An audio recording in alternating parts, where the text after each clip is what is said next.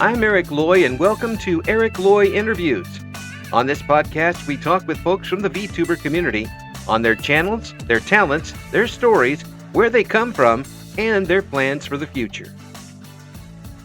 And we welcome Toasty Lepchin to the program. Hi. Hi, Eric. Thank you for having me. Thank you for coming on. Please introduce yourself. Hello, everyone. My name is Toasty Lepchin. I am a monster slayer, and a bounty hunter of the night. I've been VTubing for, God, I know it says on my Blue Sky for 3 years. I need to get that updated.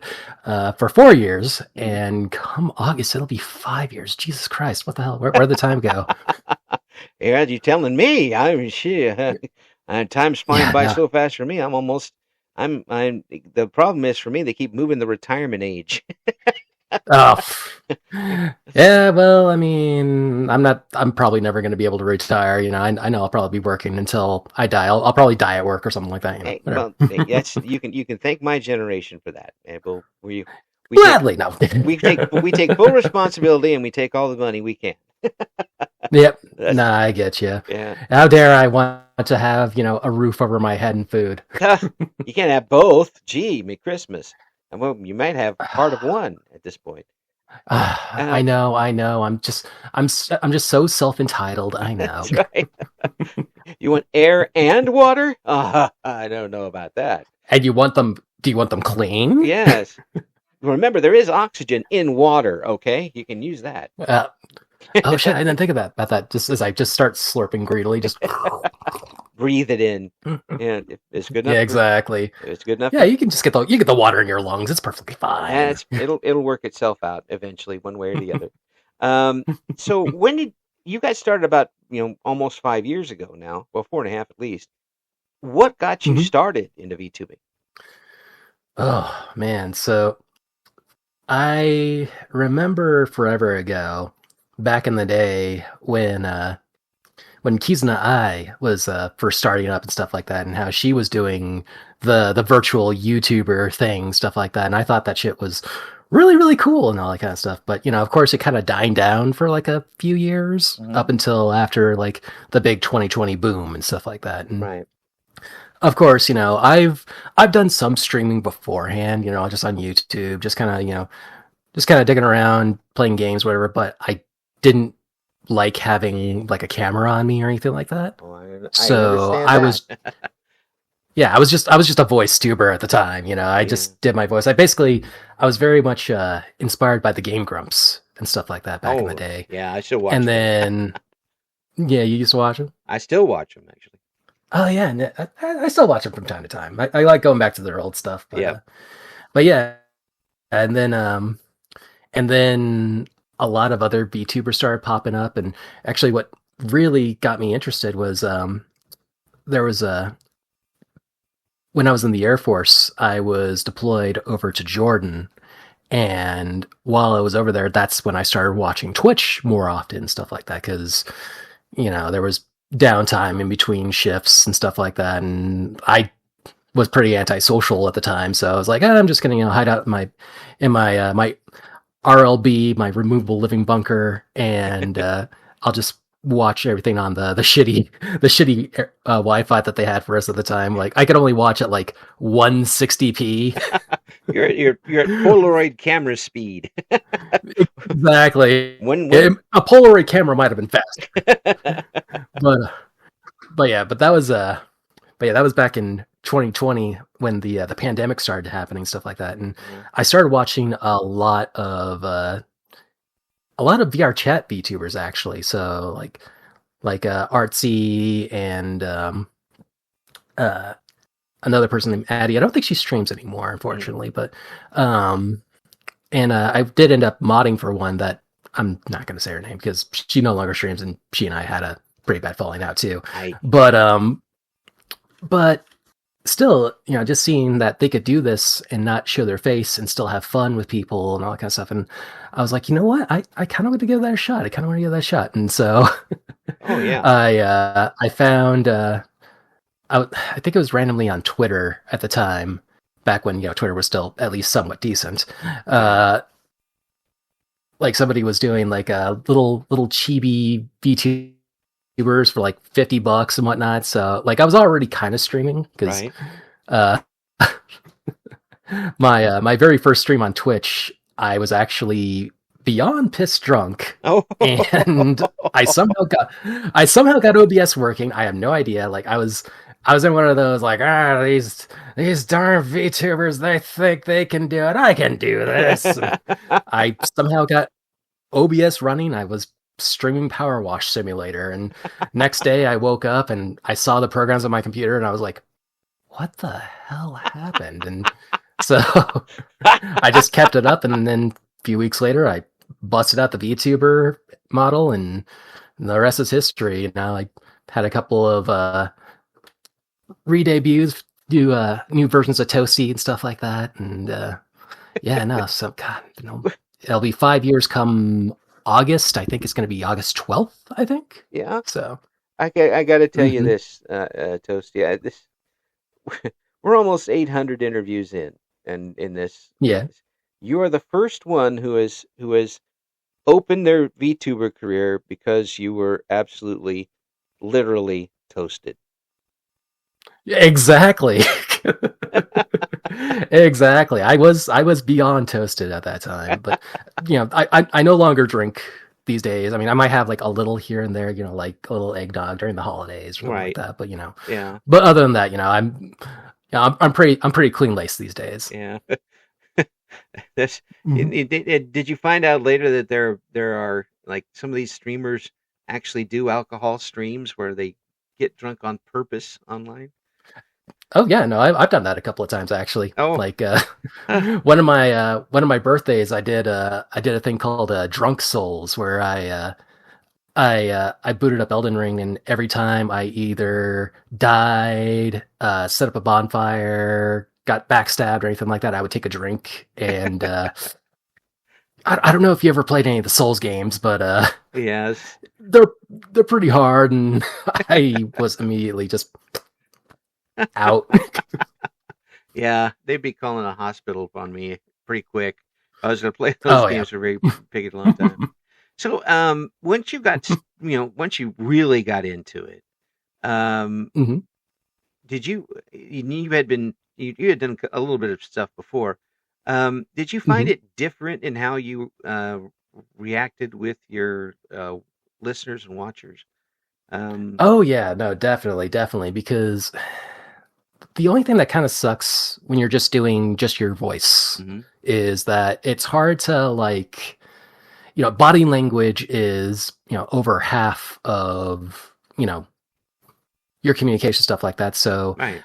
you know, I'd imagine for somebody working in radio or anything like that, you know, you have to like really, you know, double down on those like Yeah, on the way that you speak to really get your message across. absolutely. So when you get the VTuber model and stuff like that, you're at least able to show some of your facial, you know, expressions. You're able to like show that like y- you can't hide from the camera. Essentially, I mean, you can hide from the camera, but then people are going to know what's up. So, Right, right. but you're able to show like whenever you're angry at something or whatever, you got something that's like really tugging at your heartstrings, stuff like that. Having that model there, you know, to show that like, yeah, you know, you are feeling these emotions, it helps to get that message across. And you know, that's why I like doing the VTuber stuff. And whenever I get the chance to, like, you know, I definitely bust it out, you know, like, Yeah, yeah. and you know, that's one of the things that sucks about a lot of modern games, like taking more and more resources to run stuff like that. Cause you know, I'll try running my model and then it'll be like getting all kinds of laggy and stuff like that. And Oh then I have yeah. to go back to the ping tuber and Right. yeah, Yeah. yeah, no shade to ping tubers at all, but you know, No, I just like I like having my face. yeah, yeah. Well, it is. It is. Some of these games require. They may not use all of it at the same time, but they need it all for the game itself.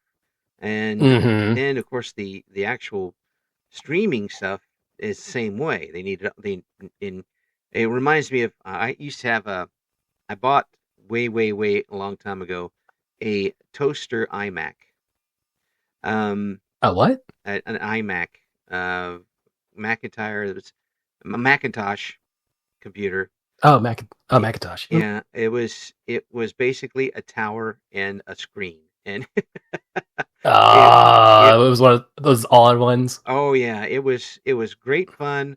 It held two games, and that was all it Oh would god. take. And one of them was Sim Earth. That was it. Mm, When you run out of when you're running CPU at 100%, it just isn't going to run very fast. Um, no. no matter what you're doing. And I'm sure all of us have had that frustration now and again.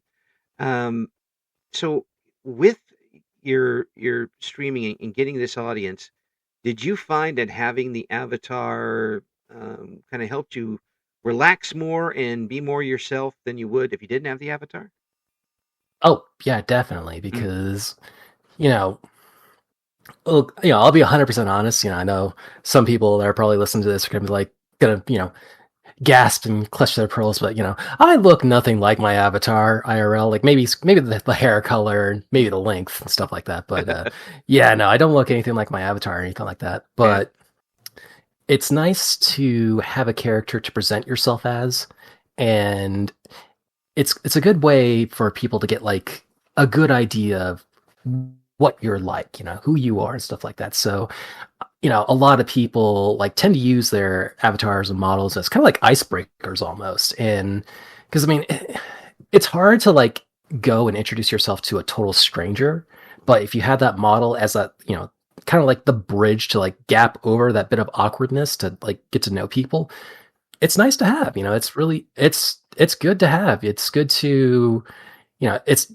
I love talking about my model. Like, for example, I'm a big Castlevania nut. Hmm. Like, I I played Castlevania: Curse of Darkness back when I was a teenager, and it was the game that that altered my brain chemistry, and so Altered your brain chemistry. I I like that. basically I used that as an inspiration for.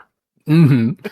And yeah, no, it was one of those games that like it inspired me a lot, and I drew a lot of inspiration for that for my current VTuber model. Especially after Hector, and I literally have Dracula's cape on me, so Yeah, it's yeah. I mean, well, you want it, you might as well keep it, right? Yeah.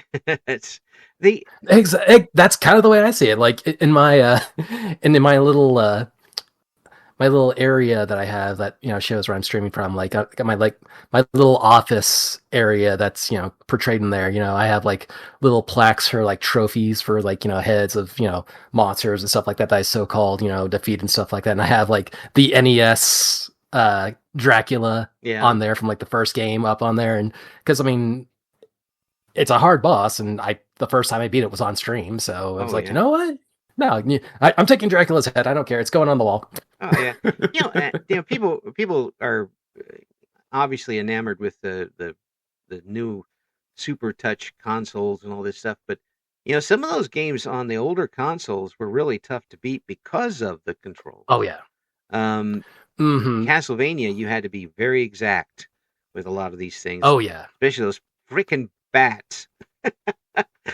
Oh yeah. Here's No, the bats and the knockback and all that yeah, kind of stuff. But yeah, but if you know what you're doing, you can use that to skip like certain spots, stuff like that. I'm by no means a master of NES Castlevania, but I'm okay. I'm decent at yeah. it. But like it's also like the way that they position the enemies Mhm. and all that kind of stuff. But also, back then, they thought like, oh, these people need to get, the most bang for their buck. So how we're going to do that? We're just going to make the games, super freaking hard for you. Yeah, yeah. Make the hitbox 1 pixel, so you have to be exactly right Mm, when you hit it.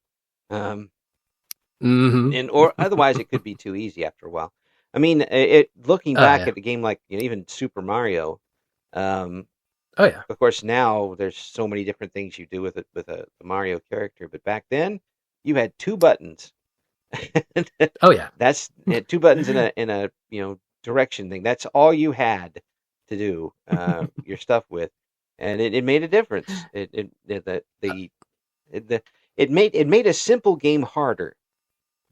Oh Uh, yeah. No, like yeah, the way that they did, like they back in the day, you know, they were able to work within the limitations that the NES gave them, stuff like that, or I guess I should say the Famicom.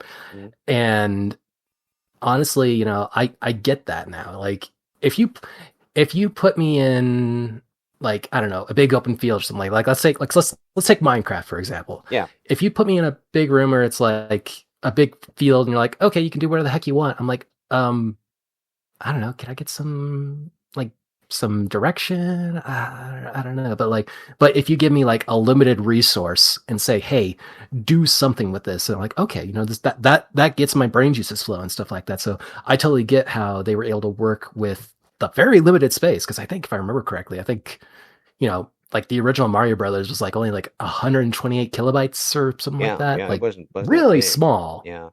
Yeah, and But and but with what they were able to work with, go ahead. yeah, well, no, I agree with what you're saying. They got the most out of what they had with it. Mm-hmm. And I think some of the games you have out now are kind of the same way, especially the ones that come out from the independents, where Oh yeah. they don't have all the great resources and all of the great people who can come up with absolutely pixel perfect uh, human type art, but they Mm-hmm. get what they can out of the graphics, and the graphics usually match what the story is.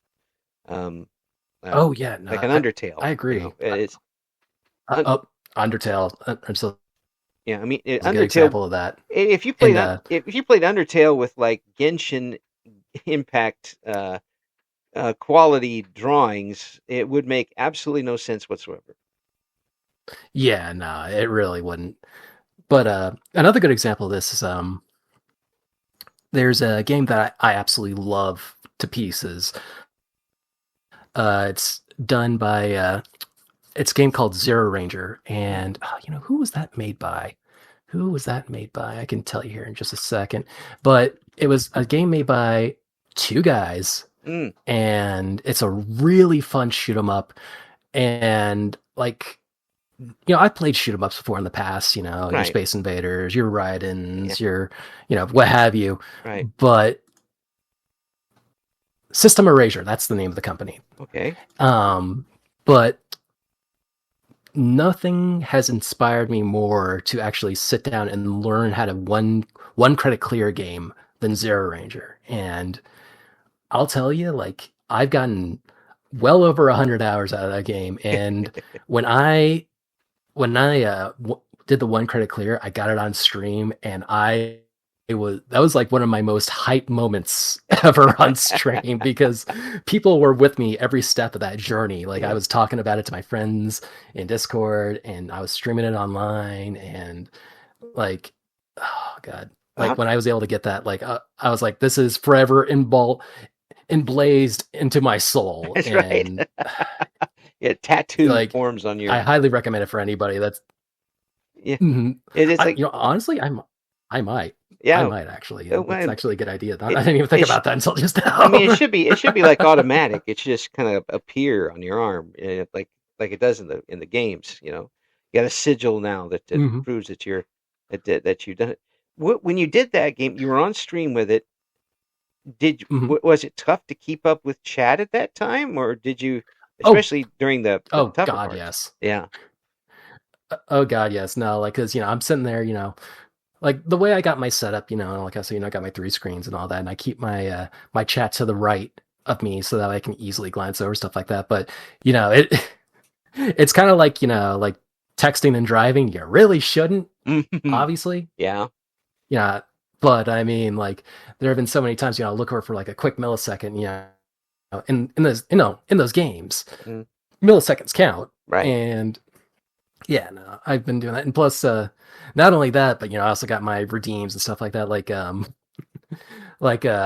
I have one redeem called Life Lesson Learned, and what it does is, if you ever played any of the Yakuza games, they play this one kind of like soft, melancholic kind of music that plays whenever somebody learns like a life lesson. Like I Yeah. don't know, like in one of the missions, maybe you have to help a father, reconnect with his son or something Oh, like that, no, it was or those like that. And dramatic Hallmark type moments. kinda, yeah, Yeah. exactly, Yeah. exactly. And what I did was I put that in as I put that in as a redeem just so like, people can like I can go into like life lesson mode whenever like something really silly happens. And my friend Dan was in freaking chat, and right when I got that one CC, when like the one song happens, like that only happens if you get the one credit clear. Yeah. And I was like, yes, I'm excited. And then he plays that, and I have to Oh. like try to come up with a life lesson while I'm still fighting for my life. The little, Like, it's like that NBC thing where it goes, "The more you know," going across the screen or something. kinda. Not now, But not no, now. it was still funny. I mean, I put Yeah, it there for a reason, and yeah, that's one thing I love. I love it when people start like spamming redeems and stuff like that. As long yeah. as it's not like a bad moment or something like that. But Right. but like most of the time, people are like they're spamming it to be funny and stuff like that. And Yeah, I love it when that happens. yeah, yeah. Well, it means they're interacting in a way, and that's something that folks kind of struggle sometimes to get out of their chat is for people to interact with them. Oh yeah. Yeah, and that happens sometimes. You just got an audience that's sitting on their hands, and they're still in it. Maybe you're in the background or that sort of thing. Is Oh it yeah. is it tough for you when that happens and you don't have a particularly responsive chat? Not at all, actually. I mean, the thing is that I'm grateful to be on anybody's screens, even if I'm on the second monitor, if they're, if they're gaming or in Discord, doing their thing, I just like being in people's lives regardless, Mm, even if they're not talking, even if they're not vibing, stuff like that. Of course, I love it when they are, talking with me in chat and, and trolling me with whatever redeem I come up with or anything like that. But, I just having me on in the background and, maybe every once in a while you look over to me and you see, oh yeah, that Toasty is still stuck on that one part. I'm still grateful regardless. And they hear you plus, yell at the same part every time. Ah, ah, ah. exactly. I'm grateful regardless. And plus, I talk to myself all the time too. Yeah, well, that helps. So If it's then you have an audience of mhm, one that you can always respond to. exactly. Uh, I mean, there are times where like, but there are times when there's like a dramatic moment in a game or something like that. mhm. Like oh god, there's actually one moment I was playing through. It's kind of a visual novel called Valhalla. It's a cyberpunk bartender game, and I actually had to stop the game part way because it was kind of going into some territory that was a little too real. Like basically, the main character's mom and sister were like having this altercation, Mm, and I was, things are good between my mom and I now. Like things are really good, yeah. but at that time they kind of weren't. And Ah, after that happened, like there was a moment in the stream where I just like had to like say, guys, I gotta be back. I need a minute. I need to go do something. I don't know. And I literally had to go on BRB for like 15 minutes and then be like, I'm sorry, guys. I don't think I'm going to be able to continue this at this point. Like, I would love to go back to the game because the game itself is fun yeah, and great and all that kind of stuff and beautiful art. And yeah. I had a lot of fun with it. But at the time, my heart wasn't ready to deal with certain topics. And, Oh, it happens. one thing that I've always been, proud of myself for doing is I'm always honest with my audience Mm, and stuff like that. I let them know yeah, but they're gonna like I don't like being fake around them. So yeah, they're gonna know when something's wrong if they've been with you for any period of time. They're gonna notice the difference in how you oh yeah. react to things, or just the tone in your voice, or something along that. And Hmm. and if they're really paying attention, which most of them are, they'll be able to figure it out immediately. And then if you don't tell them, they're gonna keep asking you, "What's wrong? Oh What's yeah, wrong?" no, definitely. Yeah, Yeah, um, no, yeah, I'll be more than happy to tell people, when I'm not feeling my best, or when, something's got me down or whatever. Right now I'm in the middle of a job search and, stuff's hard right now. And, I'm more than honest with my audience and what's going on there. And, thankfully, some people in my audience are trying to help me out a little bit here and there, so I'm super grateful to them. Yeah. And but yeah, no, like I hate coming at people with fake cheer because it makes me feel like a used car salesman. Like those cheesy guys, like they plaster on a cheesy smile, and I'm like, oh yeah, whatever to get your attention. Oh my No, gosh, that's not me. I want to be real for everybody. I've kind of been on that end a little bit. I was a phone sales representative for a couple of months, which means I was one of the guys who called you out of the blue and tried to sell you things. Yep. Yeah, that was the evil part of my life. Well, one of them. And I was calling people in New York City to try to sell them what was big at the time, call waiting, which now everybody's like, call waiting. But I was able to do it because I went off script. I was like, they're not going to listen to, hello, I am Eric. I'm calling up for they're not going to hang up immediately. So, but but I was called, every name in the book backwards from the New York crowd. But you get after, even if you're good at it, after a while it starts eating at you. Like, no, I don't want to do this. Yeah, no. No, and, I hear you. Like, I've done, I've been doing IT since my time in the Air Force and stuff like that. People calling in, like, I mean, people are calling me in this regard. I'm not really calling them unless I'm trying to get, something done with their ticket. But yeah, I mean, just dealing with people over the phone it's difficult. Like, especially in today's day and age when, a lot of people prefer like emails and text and stuff like that. It's difficult. Yeah, or people like me who intentionally fill their voicemail so no one can leave you a voicemail. Yeah, I'll tell you right now, I'm doing it on purpose. I don't want voicemail. I don't want to hear it. I knew it. Send me a text. It's the same phone number, and I'll probably respond to it after I'm done with my pizza. Despite the fact there's so many more ways to communicate with people now, it sometimes makes it harder because it's actually less personable in a lot of ways. Exactly. Exactly. But here in VTubing, you have to, even with the avatar and the emotions you can show with it, you still have to have a voice that commands attention in one way, or at least draws it to you, and you have to have the personality to go along with it. Otherwise, people just tune to something else. Exactly. Yeah. So no, that's why I try to keep things. That's why I try to keep things as real as I can. I mean, it's like it's kind of why I play how a lot of VTubers have lore and stuff like that. Like I play pretty fast and loose with my lore. Like when I was first starting off, like my tagline was like I was literally just a potato that gained sentience and an internet connection. So I play games on Twitch and shitpost on Twitter. Yeah. And because a lot of the times it'd be funny, like these people would like come up with like these elaborate stories for their lore and stuff like that.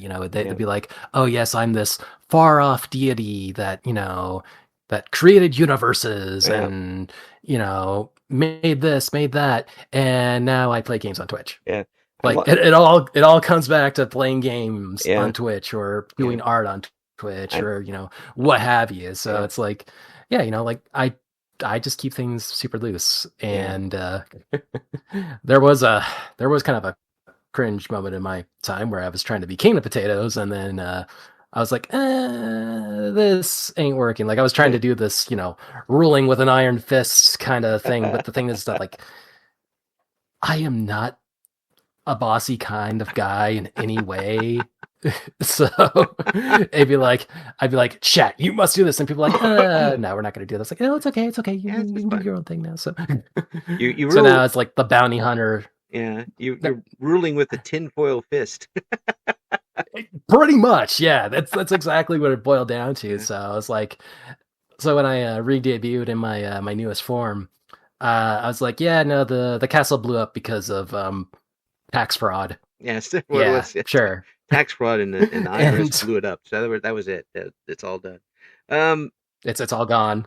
Yeah. It's plus for some people, it's just tough to keep that up for a period of time if it's just so out of It character really for 'em. is. And Mhm. but there's some people who are able to do it, and great for them. And it's all in this medium. It's all your mileage will vary because no one is going to have the same Oh yeah. experience. Oh Um, yeah. and maybe some of the same Like experiences, but not completely, uh, type of thing. oh yeah, no, definitely. Yeah. You know, the only thing that really makes me sad about the whole, I mean, just not just for VTubers, but for Twitch streamer and just streamers in general, Yeah. is that I feel like the best streamers will never get the recognition that they deserve. Mm. I mean, like there could be somebody out there that that pours their heart and soul and makes like genuinely like amazing content, stuff like that, Hmm. but for whatever reason, like the algorithm doesn't favor them or what have you, and they'll just they'll keep on going. Yeah. But Yeah. I, that's why. I kind of liken that to baseball players in a way where you've got some tremendous baseball talent, and sometimes Mhm. that doesn't mean you're going to make it in the big leagues. There's something else that happens at some of the big way. You're still really good at what you do. You're still in the top 1% Mhm. or less of people who do this sort of thing, but you're just not going to be in the major leagues. You could still enjoy yourself and Mhm. show your talents to the people that'll Oh be yeah. there and put out all the effort you can with it. But not everybody's going to be in that top five, 0.50%. It's Oh yeah. yeah, not every with the I don't know how many thousands of people that are doing this now, many, many thousands. Oh yeah. Um, Oh yeah. not all of you are going to be, you know, beating Iron Mouse. Oh yeah. No, no, Yeah, no, no. yeah, it's Definitely. I mean, but she is actually a really big inspiration for me too. yeah, But no, I get what you mean. I mean, there's only much room and all that kind of stuff. But it's just one of those things that's like, I wish there was like some other people I could, raise up, stuff like that. I mean, I think of, going outside the VTuber space, stuff like that. I mm, think of like Markiplier, for example, mm, and all the good that he does and stuff like that. yeah. Like especially when it comes to like charity and stuff like that. Oh yeah, yeah. And I think of if everybody can be at least 10% that then the world could be a better place, stuff like that. Yeah. And that's what I like to do as well with my with my VTubing, stuff like that. If I can be doing something really really dumb but also doing it for a good cause, then I love being able to do that. Oh yeah. Like hell, like every November 2nd, the anniversary of Jerry Seinfeld's The Bee Movie, which ironically turned 18 last year, Yeah. which that makes me feel old as shit. But Join us. but don't worry, my back is crumbling to dust as we speak. There you But go. yeah, every year, we use that as an opportunity to do like a shit post of a stream, but then we like I'll usually raise money for a charity that I really like called Bees for Vets, Mm. and which uses beekeeping as a form of treating PTSD in veterans and first responders and stuff Oh, like that. And excellent. it's really cool. And Yeah. plus, what was really cool is like one year when I was doing that, one of the founders of that charity came into my stream and was like, hey, just wanted to say hi, thank you, vibe with you guys for a little bit, see what y'all are doing. I thought that was the coolest shit, Yeah. Oh, that's like, VTubing helped create that bridge for us to talk. And, now, if I ever find myself in Nevada, I can go and get free beekeeping lessons if I really want to. well, and I'm going to thank you for that and your service, by the way, for both of those. Oh, thank you. Thank you. Thank you And for your support on that. and anytime that somebody uses their talents and for positive things like that, everybody should thank them. If that's my thought anyway.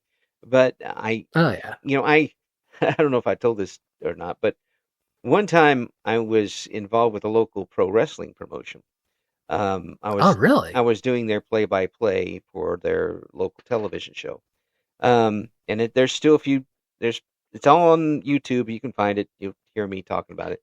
But we did a match for charity, and I put up my hair against a person kissing the flag, and my guy lost. And we were going to cut my. Of course, the kids involved were just loving it. They thought it was hilarious, Mhm. and I'm like, I needed a haircut anyway. I don't care about it. But the problem was the hair clipper we had died halfway through. Oh, been there. So so I have like this long, shaggy half of hair and almost completely bald other side of the head.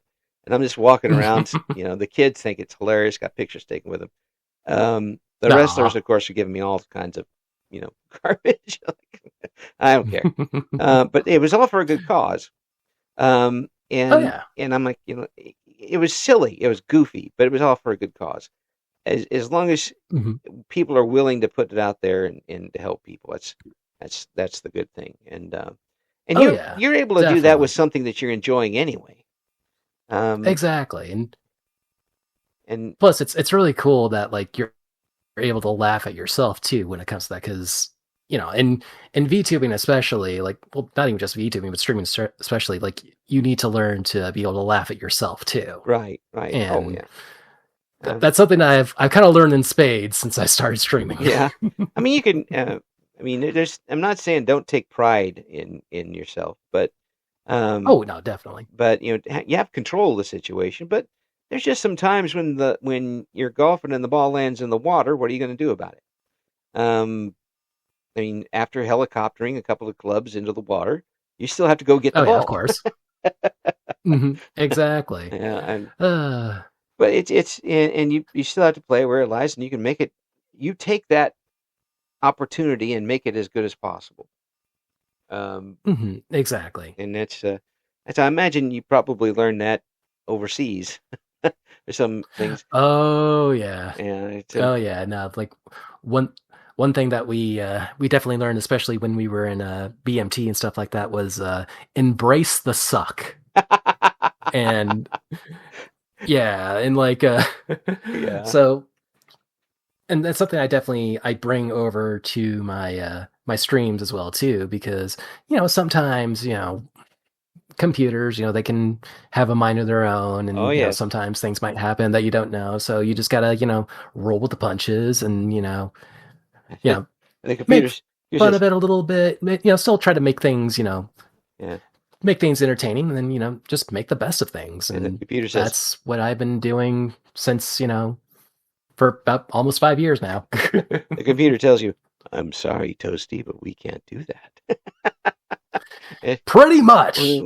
Pretty Ooh. much. There are some times that I'll be doing that, like especially with my tracking, it'll look like it'll get all like laggy and stuff like that. And it's like, Yeah. all right, well, I guess we'll just do it like this then. So have you got? I will work with you on this. That's right. I'll play where it lies. If at this Hmm. point, after several years of doing this, have you got some goals that you haven't met yet, Oh or man. have you really Yeah, set no, like, goals for yourself?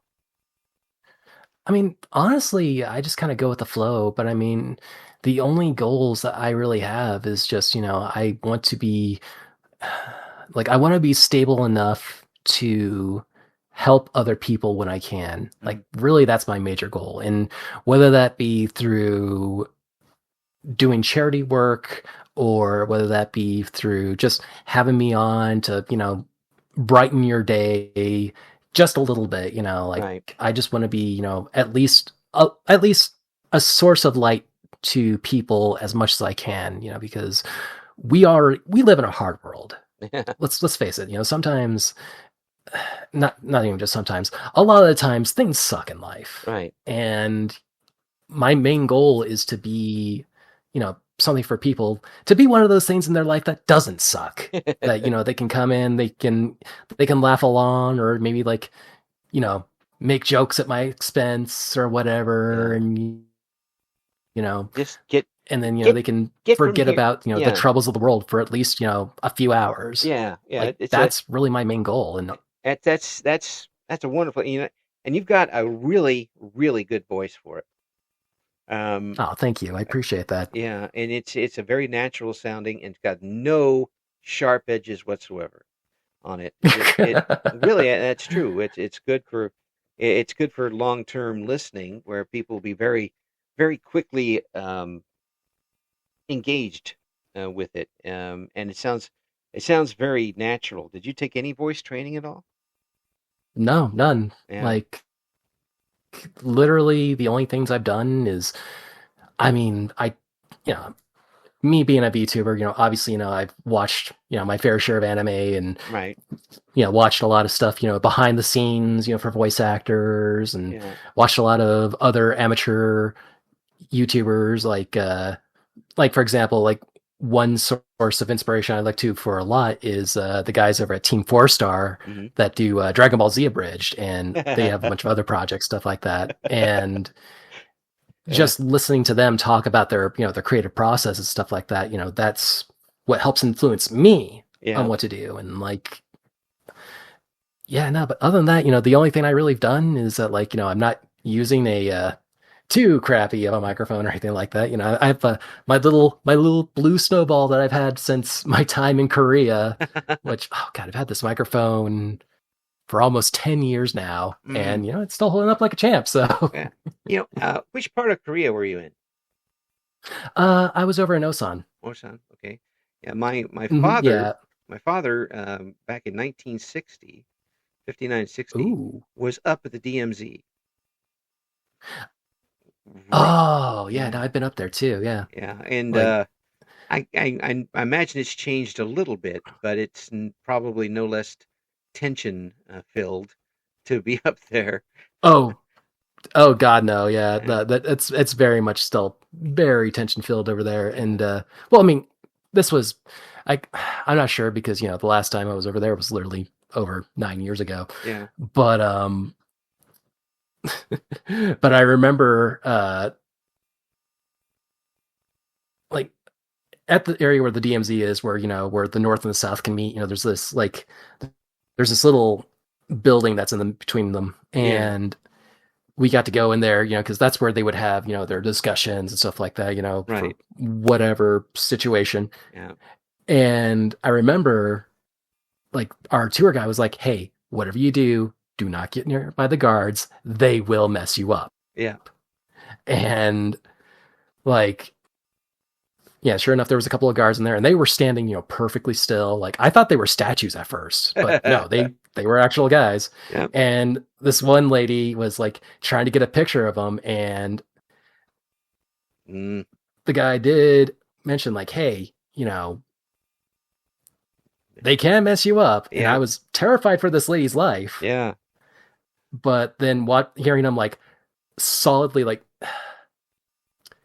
the sound of somebody like stomping their foot in like a gym Oh yeah. and how it echoes, right? Oh. Think of that, but like amplified by like 10. Oh.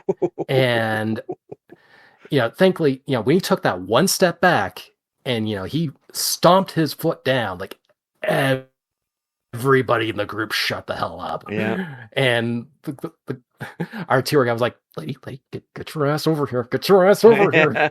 Put the camera away now. And thankfully she didn't get her she didn't get, like thrown around or anything like that. Cause I think the guy knew, it was like, just a dumb tourist, Yeah. Yeah, but she just got to do something dumb. But, that was the one warning that she needed. So, yeah, I bet at that point. Yeah, one thing is he reminded me, he told me it's cold over there. It gets really cold in the winter. oh God, yes, it does. And I don't think people realize that watching like MASH and stuff like that, where almost every show is in the summer. Mm-hmm. It's not 24/7, 7 days a week over there. They're actually on like almost the same parallel as the middle part of the United States, I think. Oh yeah. It gets very, very cold there, and there are Oh snakes, God, yes, it does. and there are snakes too. Yeah, no, Watch them. Uh, I didn't see any snakes when I was yeah, over there, yeah. but you are right. It does get extremely cold there, like especially like around the wintertime, stuff like that, because Mm. they're right at sea level. So Oh yeah. and it gets like super humid there, so it's like getting blasted in the face with ice water. But Oh. what I saw there a lot, I saw a lot of the yellow orb weaver spiders.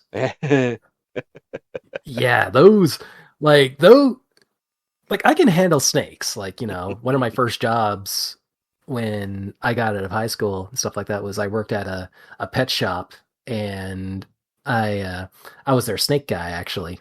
Oh, And so like I can handle snakes, but spiders on the other hand, yeah, like yeah. thankfully, if you left them alone, they were just kind of like chill on their own. But I was always afraid of accidentally like falling to one of the bushes, and just thinking about it just makes me just cringe a little. Yeah, Dad was telling me about a time when they were digging foxholes for training, and they were on below this hill, and he and his foxhole partner get into the foxhole, and a snake falls in it, and they both Oh, jump out, and the sergeant, like, of course, very politely, um, talked to them about leaving the foxhole. They told him he goes down there and you're one shot, and he picks up and says, yeah, you probably should have gotten out of the foxhole. It's it was gonna kill you, probably. Yeah, good. Glad you go there. Um, but with all of this, and having traveled around, and with what you were doing in the forces, does that make you less? Um, does it help you when something happens on the internet where you're not overreacting to it? that's a very good question on that. I mean, it definitely does give me a different perspective Mm, on a lot of stuff. I mean, it definitely helps me to like it helps me to prevent like knee-jerk yeah, reactions, stuff like that. yeah, So it does help me to be a little bit more analytical. It does help me to be like, all right, this is what we're hearing, this is what we're seeing, but is there anything that seems off? Is there anything that seems, you know, like maybe might make sense at first, but if you think about it, you're like, okay, there might be some details missing. So I mean, it does make it so that way, like, it helps me to take things with a grain of salt yeah, and listen a little bit more before, I make any kind of judgments or say anything online. And, I mean, sometimes, and that's the thing, sometimes people do want to hear those knee jerk reactions, stuff like that. But it's like, I gotta be honest with my audience, stuff like that. yeah. So, you And know, and I if, imagine too. somebody comes and says, oh, Yeah, I imagine yeah. too with what you're doing as a profession that you recognize things happening pretty quickly. Mm-hmm. Yeah, is Oh that yeah, things are always developing and stuff like that. yeah, So I mean, some people might come to me and be like, "Oh, hey, Toasty, what do you think about XYZ thing happening?" And I'll say, I got my eye on it, I got my pulse on it, yeah, but I'm not going to make any, huge, things unless I see, all the evidence, stuff like that, yeah, and like, mhm. yeah. It's just Yeah, like if so, yeah, what's up? it's just that you seem very comfortable at this, and then Hmm. and that's a big reaction for the chat. It's if the host, you being the host, is comfortable, that is going to lead the chat to be comfortable very quickly.